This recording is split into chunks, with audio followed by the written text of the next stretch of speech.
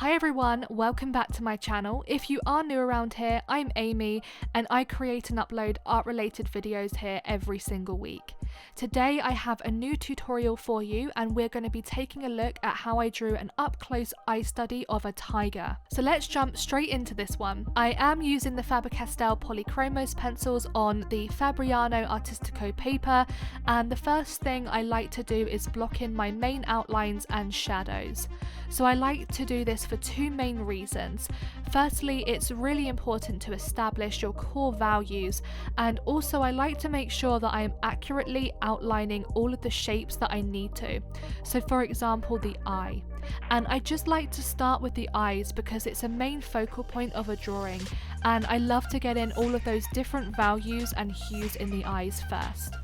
So to outline the eyes and the main shadows in the eyes, I do like to use the black Polychromos pencil, and I have to say I think the black Polychromos pencil is probably my favourite black coloured pencil of all time because it is such an intense and rich pigment and just great for getting in those dark values.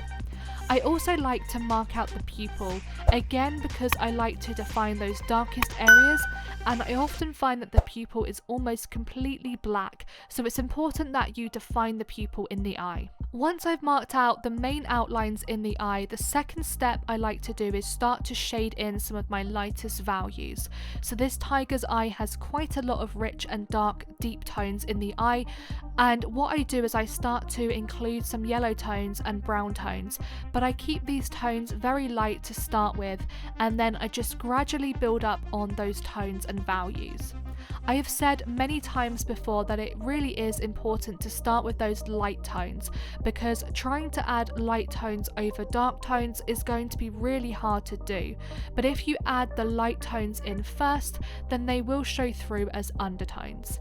So see how I just gradually started to increase all of those tones and values, and I also do start to add in some very dark tones in the eye once I start to feel that they have included enough variation in colours, and then it becomes more about intensifying the values and contrast. Then a final step I will take to render those eyes is I like to use a white pencil. I'm using the white pencil from Faber Castell and also the white luminance pencil, and what I do is apply quite a bit of pressure to burnish those colours into the paper, but at the same time the white pencil gives that eye a lift and adds highlights. So it just really helps to bring that eye forward and make it look more realistic. Okay, so now we're going to talk about the fur. So I do actually do a very similar thing to what I did with the eyes, and what I like to do is start by getting in some fur details. So I just gently mark out the main section of fur that I'm drawing, and I do like to work on fur one section at a time because I find that it breaks it down and it's not so overwhelming drawing fur when it is just one section at a time. So a few tips I have for drawing realistic fur is to start with the lightest values first, and the main reason I do this is because, like I said, it's really important to preserve those lightest areas and have undertones, and also because the light values create depth in the drawing, and fur does have a lot of depth and texture to it. The second thing I do is I include a lot of midtones. So midtones are those tones in between the light and dark tones, and midtones are really important because they act as that transition between the light fur and the dark fur, and you want midtones to help you build up layers as well.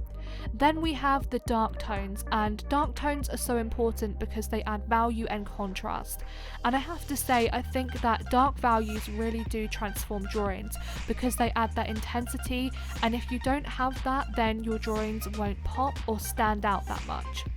So light, mid and dark tones are all super important for drawing realistic fur. But of course there are several other things that can help you bring a drawing to life and create realistic looking fur. One of the best techniques I have for creating super realistic fur is a really great little technique to use if you're drawing white fur on white paper, and that is by using an embossing tool. So if you look at the fur that I am drawing, see how there are really faint lines on the paper, and that is where I have used an embossing tool. And what I do is I slightly indent the paper so that it preserves the white paper grain. Then when you go over that with the coloured pencils, those really fine details of fur clumps will just show up, and it just looks so super realistic. Another thing I do, and I'm doing this for this drawing, is by breaking the fur down and looking at it in terms of shapes or patterns. So for example, the clumps of fur, I'm really looking to see what sort of shapes there are on the reference photo, because that helps me so much with breaking that fur down and creating those accurate and precise details. The next step I take when I'm drawing realistic fur is that I create clumps of fur. So with this tiger, I'm really looking to see how the fur is positioned. So fur positioning and growth is so important for creating realistic fur, because it will help you mimic the fur growth and the thickness of fur.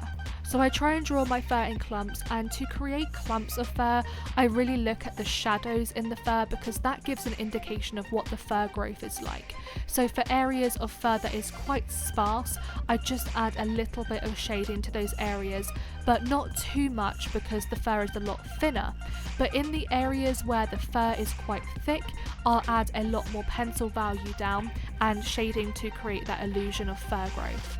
For this tiger drawing, I'm also looking at 3 other key things, and they are the fur length, the position of fur, and also the direction of fur.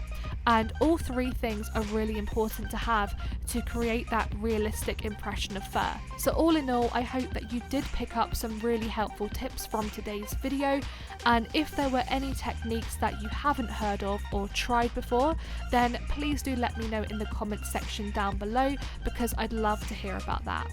If you are new around here, then don't forget to subscribe to my channel and turn the bell on to be notified of all my future uploads. As always, thank you so much for watching this video, and I do hope you enjoyed this one.